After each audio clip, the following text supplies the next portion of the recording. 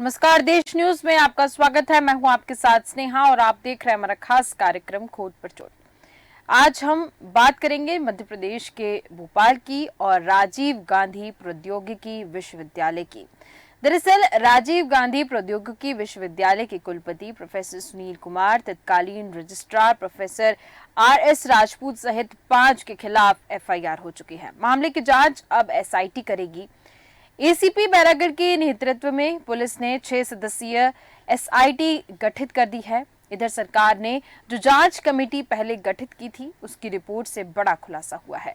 विश्वविद्यालय की अधिकृत चार्टर्ड अकाउंटेंट ने बैंक अधिकारी कुमार मैंग के खाता को RBL बैंक में विश्वविद्यालय का खाता बताया है।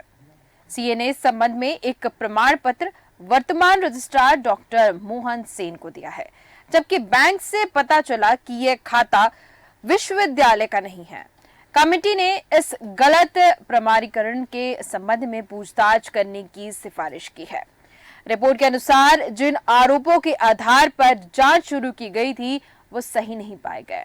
निजी खातों में राशि ट्रांसफर की गई। लेखा शाखा के अफसर, कर्मचारी और वरिष्ठ स्तर जिन्होंने इन ट्रांजैक्शन को अधिकृत और स्वीकृत किया, वे दोषी प्रतीत होते हैं। जांच कमेटी ने विस्तृत जांच की सिफारिश की है। तो ये मामला RGPV का है। RGPV में कुछ लोगों के ऊपर FIR हुई है। FIR होने के बाद, क्योंकि पहले सरकार की तरफ से यहाँ पर कमेटी को गठित किया गया था जांच के लिए, लेकिन अब दूसरी कमेटी बना दी गई है और दूसरी कमेटी बनाने के बाद मामले की जांच गंभीरता से की जा रही है। तमाम सवालों के घेरे में RGPV जो है वो घिरता हुआ दिख रहा है। तमाम सवाल RGPV पर खड़े होते दिख रहे हैं।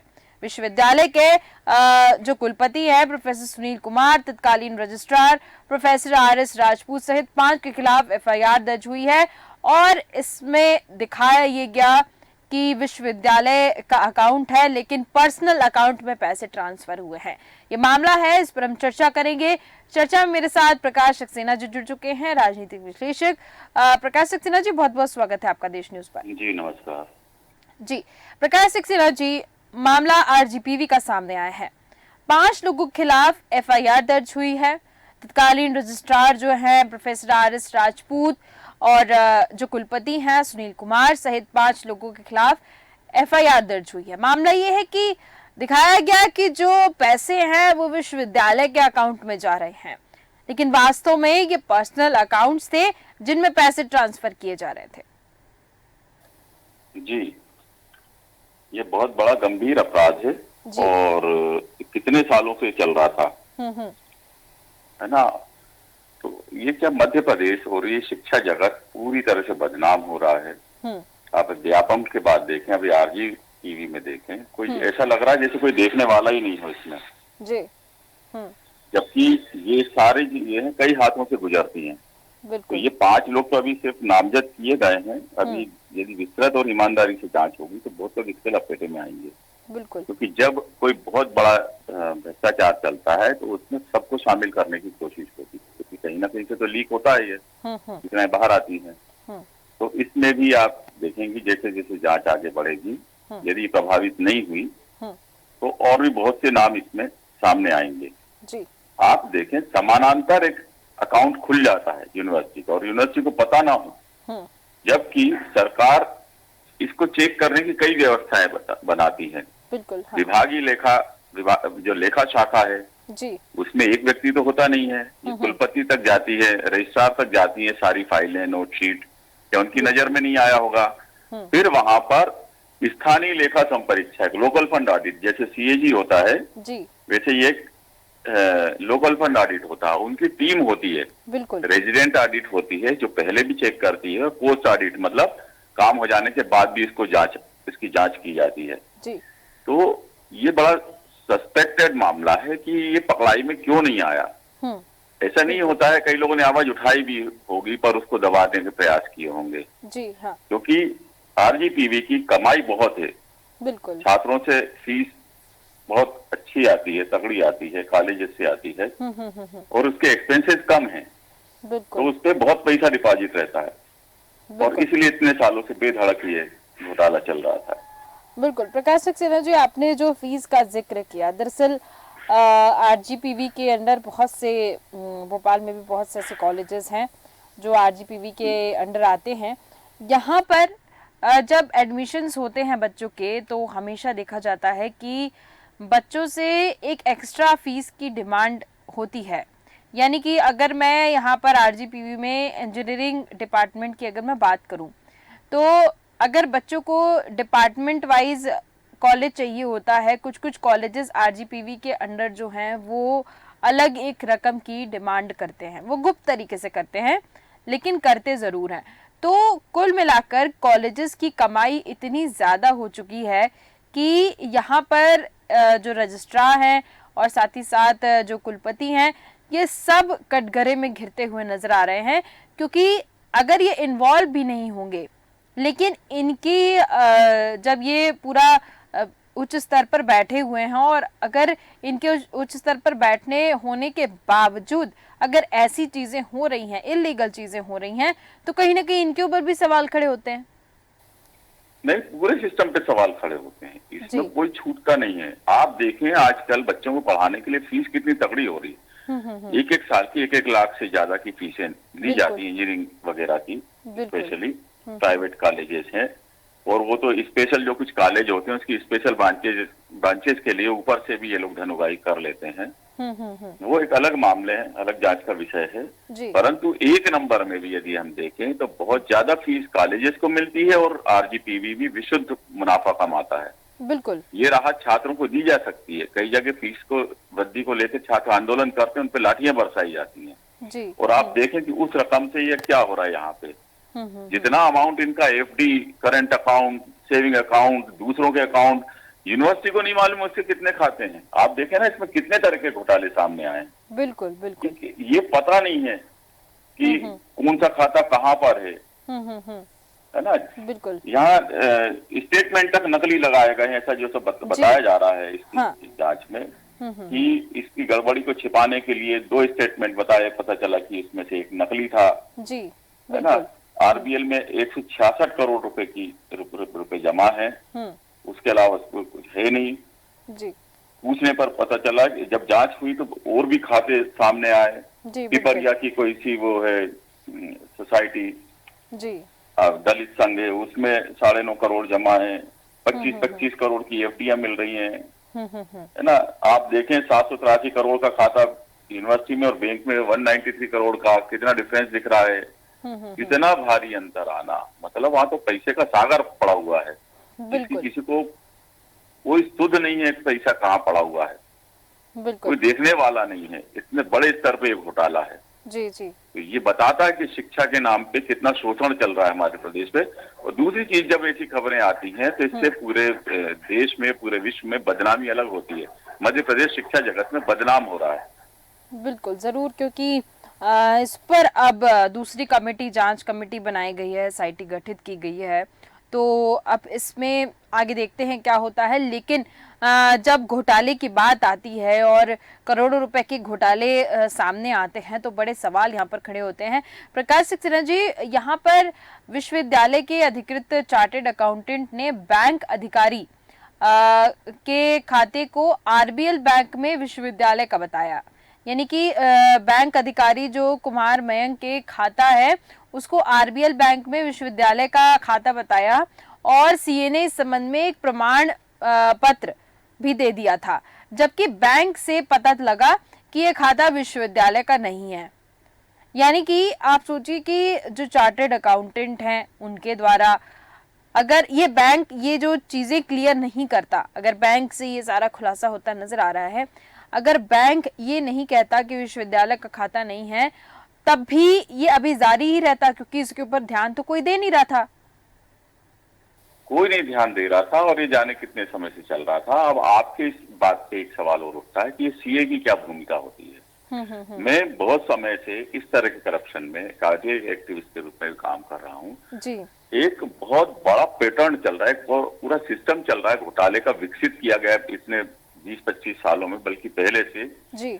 ये सीए की जो भूमिका लाई है, जो शासकीय विभाग होते हैं उनमें ऑडिट के, मतलब जो आप खर्च कर रहे हो उन सब की जांच, जो फंड आता है उसकी जांच के लिए एक सीएजी ऑडिट होता है, महालेखाकार ग्वालियर का, और एक होता है स्थानीय जांच संपरीक्षा यानी लोकल फंड ऑडिट होता है।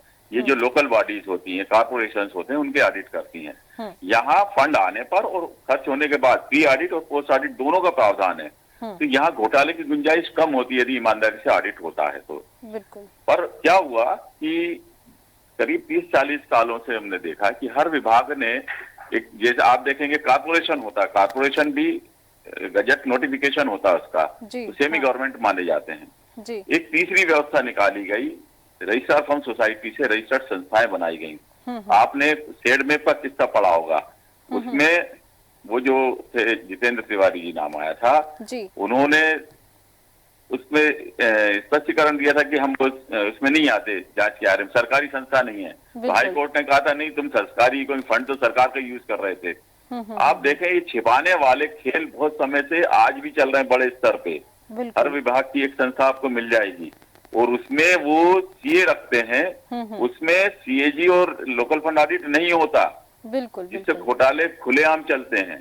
तो ये सीए के जो इन्वॉल्वमेंट वाली जो संस्थाएं हैं जी, इनके जो ऑडिट को छिपाने के प्रयास होते हैं, सीए को इतना, सीए का अथॉरिटी है लेकिन आप देखिए ना किस तरह के खेल सामने आ रहे हैं। इनकी किसी शासकीय जो ऑडिट विभाग है इसको इन्वॉल्व करना बहुत जरूरी है, क्योंकि बहुत बड़ी रकम का घोटाला हो रहा है। अब सीए ने गलत जानकारी दी ना इस खबर के अनुसार, बिल्कुल आरबीएल कह रहा है कि यूनिवर्सिटी का खाता ही नहीं है जी, ये व्यक्तिगत खाता है किसी का, पर उसमें यूनिवर्सिटी का पैसा जमा हो रहा है और ये सीए की जानकारी में है। सीए का फर्ज बनता है कि वो इससे शासन को अवगत कराए, अपनी रिपोर्ट में उसका जिक्र करे, लेकिन उसने भी इसको नजरअंदाज किया। तो ये गंभीर प्रकृति के मामले हैं, तो इस पे तो बहुत बड़े एक्शन की जरूरत है और मुझे लगता नहीं है कि इस पे बहुत ज्यादा एक्शन होगा, क्योंकि जितना बड़ा यह घोटाला है उसमें ये सिर्फ 5 लोग तो मात्र कठपुतली, जैसे व्यापम में आपने देखा कि वो गिने चुने 3-4 लोग तो उसमें जेल गए और बाकी बड़े लोग सब बच गए। उसमें भी 2 एक्सेल शीट थी, ये तय नहीं हुआ कौन सी एक्सेल शीट सही थी या गलत थी जी। एक पोस्टमार्टम रिपोर्ट भी 1 की 2 बन गई थी। बिल्कुल। हमारे जांच प्रक्रिया इस मामले में बहुत मुश्किल होती जा रही है और ऐसे घोटाले लंबे खींचे जाते हैं जांच प्रक्रिया में और दब जाते हैं। ये बहुत गंभीर और शोषण का विषय है, इसकी जांच जरूर होना चाहिए। बिल्कुल, जांच तो अवश्य होना चाहिए, लेकिन यहाँ पर प्रकाश सक्सेना जी एक और बात सामने निकल के आ रही है कि जैसे बात हो रही है कि पर्सनली अकाउंट में पैसे ट्रांसफर हुए हैं, पर्सनल अकाउंट में, विश्वविद्यालय के अकाउंट में नहीं गए हैं, तो क्या अनुमान लगाया जा सकता है कि ये जो पैसे हैं जो अकाउंट में ट्रांसफर हुए हैं वो किस तरीके के पैसे होंगे? यानी कि अगर ये सही वाइट मनी जिसको हम कहते हैं, सही तरीके से कमाया हुआ धन अगर वो होगा तो विश्वविद्यालय के अकाउंट में क्यों नहीं ट्रांसफर हुआ, और अगर पर्सनली ट्रांसफर हुआ तो किस मकसद से हुआ, और हम क्या अनुमान लगा सकते हैं कि किस तरीके के पैसे होंगे? नहीं, ये तो ज्यादातर फीस के पैसे, बहुत फीस आती है वहां पर, ज्यादातर पैसा आप 1 नंबर का मानिए, पर उसमें अमानत में खयानत। क्योंकि क्या होता है कि अकाउंटिंग के सिस्टम होते हैं जी। जो आप यदि किसी कॉमर्स वाले से पूछेंगे, एक डबल एंट्री सिस्टम होता है, एक सिंगल एंट्री सिस्टम होता है। हाँ। कुछ गवर्न ऐसे भी आए कि मैं सिंगल एंट्री सिस्टम चल रहा था तो पकड़ाई में नहीं आ पाते हैं, बहुत बारीकी से ध्यान देंगे तो पकड़ाई में आते हैं। तो हो सकता है इस तरह का इसमें भी कुछ निकले आगे जांच में जी। तो सरकारी फंड को उन्होंने, आप अकेला इसका क्यों देख रही, और भी जो अभी कई घोटाले आए हैं, लोग उन्होंने निजी अपने रिश्तेदारों के खातों में पैसा, सरकारी पैसा जमा करवा दिया था। पंचायतों के कई घोटाले आ चुके हैं। बिल्कुल। तो सवाल ये कि ऊपर से प्रोटेक्शन है और इनकी जांच नहीं हो रही, सजाएं नहीं होती और भारी भरकम राशियां शिफ्ट हो रही है। तो इसलिए मुझे इसमें लग रहा है दोनों तरह का पैसा हो सकता है, पर ज्यादातर सरकारी पैसा है इसमें। आप देखिए नोटशीट में हेरा फेरी का मामला भी आ रहा है कि इसमें पेज नंबर 17 गायब था जांच कमेटी को जो मिला, उन्होंने वो मांगा तो उन्होंने कहा था, वो मंत्री जी के पास गई थी, फाइल मिलान किया तो फोटो कॉपी और ओरिजिनल में अंतर था। फोटो कॉपी में नीचे की लाइनें गायब थी। बिल्कुल। मतलब जांच में पूरा छिपाने की व्यवस्था थी जी। इसका मतलब ये है कि विभाग में अंदर ही अंदर घोटाले चल रहे थे और उन्होंने दूसरे दस्तावेज ऐसे तैयार किए जो जांच कमेटियों को देने के लिए, ऑडिट को देने के लिए, इस तरह के डुप्लीकेट दस्तावेज भी वहां तैयार हुए हैं। बिल्कुल। तो प्रकाश सक्सेना जी, अगर जांच होती है बेहतरीन तरीके से क्योंकि जैसा आप कह रहे हैं कि जांच नहीं होगी अच्छे से, लेकिन एक एंगल हम अगर लेके चले कि अच्छे से अगर जांच होती है तो क्या परिणाम आगे आ सकते हैं इसमें? जांच यदि होती है तो ये सिर्फ 5 लोग नहीं, बहुत बड़े स्तर पे वहां के कर्मचारी, अधिकारी इसमें इन्वॉल्व पाए जाएंगे। आप देखिए वो आरबीएल जो बैंक बताया जा रहा है वो अधिकृत बैंकों की सूची में भी नहीं है। जी जी। उसमें पैसा क्यों जमा करवाया गया, इतनी भारी राशि चालू करेंट अकाउंट में क्यों डाला गया जबकि उस पर आपको इंटरेस्ट नहीं मिलता है। एफडीज जो हैं, आपको मैं बताऊं, जो फाइनेंस कंपनीज होती हैं, जो सीए वगैरह होते हैं, दूसरे जो फाइनेंस के काम करवाते हैं, किसी को लोन चाहिए प्राइवेट या वो चाहिए होता है, तो बैंकों को एफडी चाहिए होती है। ये पुराना तो मुझे मालूम है, अब तो इंटरेस्ट कम हो गया है। तो ये एंट्री, ये जो एफडी जो कराई जाती है उसके बदले में वो लोग कमीशन ऑफर करते हैं। ये आप मतलब अलग तरीके से आप सर्वे करेंगे प्राइवेट में जाके, तो ये एफडी किसी निश्चित बैंक में देने के लिए कुछ परसेंट ऑफर किए जाते हैं ताकि वो एफडी उस किसी विभाग की करोड़ की एफडी वहां जाए, तो उसके जब बैंकों के पास एफडी आती है तो उसके अगेंस्ट वो फाइनेंस के काम करते हैं। तो फाइनेंस का एक अलग खेल होता है। तो ये एफडीज का ऐसे बैंकों में डाला जाना जो नेशनलाइज बैंक नहीं है क्या हमारे यहाँ, तो ये एक संदिग्ध मामला ये भी बनता है कि जो बैंक अधिकृत सूची में नहीं है उसमें एफडीज क्यों बनाई गई, उसमें अकाउंट क्यों खोले गए, ये भी एक जांच का विषय होना चाहिए। बिल्कुल। तो एक तो ये खेल है, और दूसरी चीज मैं एक चीज और बताऊं, मेरी वहां के पूर्व जो एक ऑडिट विभाग से संबंधित व्यक्ति से, क्योंकि ये नया घोटाला नहीं है, बहुत पहले से इसकी सूचनाएं आती रही है, बात हुई तो वहां जनरली जो नोटशीट लिखी जाती है वो अंग्रेजी में लिखी जाती है। तो जो सरकारी ऑडिट विभाग के कई लोगों को तो कई चीजें समझ में नहीं आती हैं। फिर उसको इस तरह के जो कूट रचित दस्तावेज आप देख रहे हैं खबरों में जो आ रहा है कि उससे भी घोटालों को छिपाने के प्रयास होते हैं। तो ये निश्चित रूप से सरकारी पैसा ही है जिसको कूट रचित दस्तावेजों के माध्यम से हड़पने की कोशिश हुई है, ऐसा इससे लगता है अभी की जानकारी। बिल्कुल आपने सही कहा प्रकाश सक्सेना जी यहाँ पर, क्योंकि आरजीपीवी की बात है और छात्र इससे जुड़े हुए हैं, पूरी तरीके से जुड़े हुए हैं, तो क्या अगर कुछ सख्त एक्शन लिया जाता है आरजीपीवी के खिलाफ, कुछ असर छात्रों की पढ़ाई पर या उनके कोर्सेज पर, क्योंकि इसमें कई प्रोफेसर्स भी घिरते हुए नजर आएंगे? जी, पर ये यूनिवर्सिटी के है, अभी जो पूर्व रजिस्ट्रार को बनाया, कुलपति को बनाया है, इन्हों पार्टी बनाया और 2-3 लोगों की बनाया है, तो अभी उतना ज्यादा प्रभाव नहीं पड़ेगा क्योंकि पैसे तो का अभाव तो वहां है ही नहीं और शासकीय यूनिवर्सिटी है ये, तो उससे प्रभाव नहीं पड़ेगा। जब बड़ी संख्या में प्रोफेसर, तो प्रोफेसर का बहुत ज्यादा इन्वॉल्वमेंट नहीं होता। जो यहाँ प्रबंधन में चले जाते हैं, प्रबंधन वाली मैनेजमेंट वाली एडमिनिस्ट्रेशन की जो टीम में ऊपर आ जाते हैं, उन लोगों का इन्वॉल्वमेंट ज्यादा होता है। लोकल लेवल पे जो प्रोफेसर होते हैं उनका तो काम पढ़ाने का होता है, जिनके हाथ में पावर जाती है वही इसका दुरुपयोग करते हैं, तो इसलिए उस पर असर कम पड़ेगा। लेकिन ये जरूर है कि सरकार को सोचना चाहिए, जब इतना पैसा है और इतना उसमें लूटपाट मची हुई है तो छात्रों को फीस में राहत देना चाहिए इसमें। बिल्कुल, तो मेरा मानना है कि आप पे बहुत एक्सेस में पैसा आ रहा है, आप चाहें तो ये राहत आप छात्रों को दे सकते हैं ताकि गरीब से गरीब या मध्यम वर्ग के लोग बिना किसी लोन के, बिना किसी कर्ज के अपने बच्चों को पढ़ा सकें। कितना भारी लोन लेते हैं इन्हीं बैंकों से पेरेंट्स अपने बच्चों की इंजीनियरिंग कराने के लिए। आप इसका भी एक रिकॉर्ड निकाल के देखना, इसके आंकड़े निकालना, कितने लोग बैंकों से भारी कर्जा लेते हैं। वो एक जो स्टूडेंट तैयार होता है तो कर्ज में लदा होता है पढ़ाई के बाद, रोजगार की तो निश्चितता होती नहीं उसके पास, जिसको रोजगार मिलेगा। वो एक ग्रेजुएट बनता है, बीटेक बी वगैरह करके निकलता, तो वो स्टूडेंट कर्ज में आता है, उस पे अपने एजुकेशन लोन का बोझ होता है। बिल्कुल, सरकार चाहे तो इन घोटालों को और इसके मार्जिन को देखते हुए वो राहत वहां छात्रों को दे सकती है। जी बिल्कुल। प्रकाश सक्सेना जी, यहाँ पर जो ये घोटाला हुआ है उसमें 6.98 करोड़ के चेक जमा हुए हैं। अब चेक जमा हुए यानी कि कैश, इसमें कैश का कोई इन्वॉल्वमेंट नहीं था, डायरेक्टली जो है वो चेक जमा हुए। तो अगर जांच होती है तो इससे तो एकदम क्लियर हो जाएगा कि आखिर, क्योंकि चेक है तो उसमें तो सारी क्लियर चीजें मेंशन होंगी कि कहाँ से चेक आया है, किसके नाम से चेक है और कहाँ जा रहा है, क्यों जा रहा है। अगर प्रॉपर तरीके से जांच की जाए और अगर एक एक चीज को खंगाला जाए परत दर परत, तो यहाँ पर जो घोटाला हुआ है उसकी तह तक बहुत आसानी से जाया जा सकता है? नियत हो यदि साफ जांच करने की, तो एक भी कल्प्रिट, एक भी जो अपराधी बच नहीं सकता। यदि जांच में नियत सही नियत से जांच हो गई तो एक भी अपराधी बच नहीं सकता, क्योंकि हर चीज की सीक्वेंस है। पैसा किसी न किसी के माध्यम से ही जाता है, वो भले चेक में हो चाहे कैश में हो। और वो तो एंट्री हुई है ना इन रकम की, पर एंट्री के दस्तावेज अलग अलग, उसको एसआईटी पकड़ लेगी। मतलब इसमें कोई गुंजाइश ही नहीं कि वो कोई बच पाए। बिल्कुल। बस ये कि ऊपर से कोई प्रभाव ना पड़े, कोई दबाव ना पड़े इसकी जांच को प्रभावित करने के लिए। तो मेरा फिर भी मानना है कि बहुत लोग इसमें और आएंगे अभी, क्योंकि 5 लोग अकेले नहीं कर सकते इतना ट्रांजेक्शन। बिल्कुल बिल्कुल, आपने सही कहा कि 5 लोगों का सिर्फ अकेले का ही ट्रांजैक्शन नहीं हो सकता है।